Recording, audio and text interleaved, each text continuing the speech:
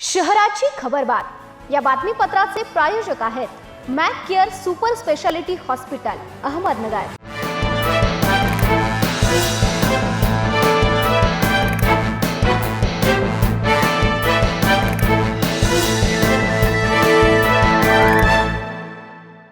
प्रेक्षको नमस्कार, मी निर्जला न्यूज 24 सह्याद्रीमध्ये तुमचं स्वागत। तर पाहूयात अहिल्यानगर शहरातील महत्त्वपूर्ण बातम्यांचा आढावा शहराची खबरबातमध्ये। नगर मनमाड महामार्गावरील गजानन कॉलनी परिसरात एका मजुराने सोबत कामाला येण्यास नकार दिल्याने त्याच्यावर धारदार शस्त्राने प्राणघातक हल्ला करण्यात आल्याची घटना घडली आहे। या प्रकरणी MIDC पोलीस ठाण्यात गुन्हा दाखल करण्यात आला असून परिसरात खळबळ उडाली आहे। याबाबत मिळालेली अधिक माहिती अशी की फिर्यादी आदेश शशिकांत शिंदे हा मजूर म्हणून काम करतो। 1 मे रोजी सायंकाळी 7 वाजेच्या सुमारास तो गजानन कॉलनीतील नगर मनमाड हायवेवर असताना आरोपी सुमित शिंदे तेथे आला। आरोपीने आदेशला तुला काम पाहिजे असेल तर माझ्यासोबत चल असे सांगितले, मात्र आदेशने त्याच्यासोबत जाण्यास स्पष्ट नकार दिला। या साध्या कारणावरून आरोपीला प्रचंड राग आला आणि रागाच्या भरात आरोपीने स्वतःजवळील कोणत्याही तरी धारदार शस्त्राने आदेशच्या कमरेवर आणि उजव्या खांद्यावर वार करून गंभीर दुखापत केली आहे। पत्नीसोबत प्रेम संबंध असल्याच्या संशयावरून एका तरुणाला लाकडी दांडक्याने आणि लाथाबुक्क्यांनी बेदम मारहाण केल्याची धक्कादायक घटना फरियाबाद परिसरातील केदार वस्ती येथे घडली आहे। या प्रकरणी भिंगार कॅम्प पोलीस ठाण्यात तिघांविरुद्ध गुन्हा दाखल करण्यात आलाय।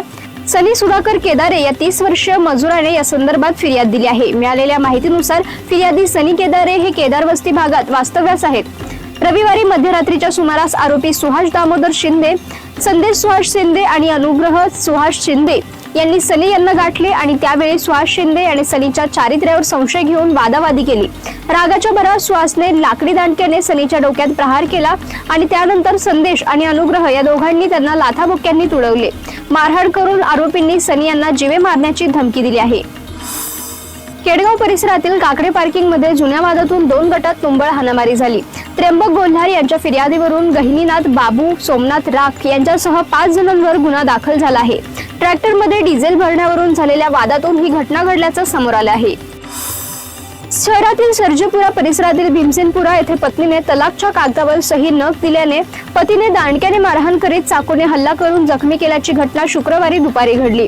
अल्फिया आसिफ शेख असे जखमी महिलेचे नाव असून त्यांच्यावर रुग्णालयात उपचार सुरू आहेत। या प्रकरणी तोफखाना पोलीस ठाण्यात आसिफ नजीर शेख याच्या विरोधात गुन्हा दाखल करण्यात आलाय।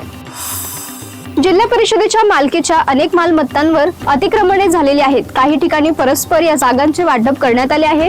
त्याचमुळे जिल्हा परिषद दप्तरी नोंद असलेल्या किती जागा आजमितीला संरक्षित आहेत हे शोधण्यासाठी प्रशासनाने मध्यंतरी विशेष मोहीम राबवली आहे। त्यानुसार शिक्षण, आरोग्य आणि ग्रामपंचायतीकडे 2871 मालमत्ता आढळल्या आहेत। यामध्ये मोकळ्या जागा आणि इमारतींचा समावेश आहे। मात्र काही ठिकाणी कागदावर नोंदी आहेत तर प्रत्यक्षात जागाच नसल्याचेही समोर येत आहे। त्यामुळे जिल्हा परिषद मालकीच्या जागा अतिक्रमण मुक्त करण्यासाठी CEO हे पाऊल उचलणार का याकडे सर्वांचं लक्ष लागलंय। शहराची खबरबात मध्ये इथेच थांबतोय, मात्र तुम्ही पाहत राहा न्यूज 24 सह्याद्री।